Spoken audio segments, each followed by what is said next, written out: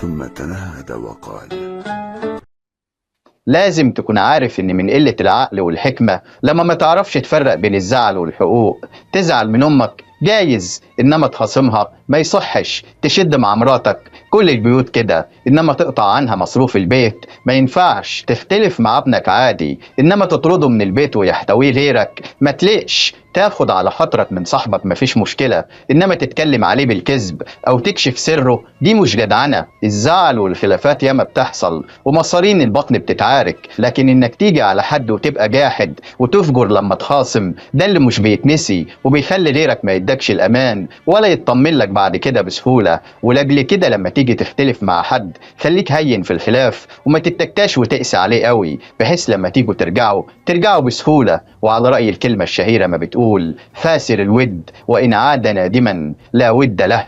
ربنا يكفينا وإياكم شر الفجر في الخصومة. سلام عليكم.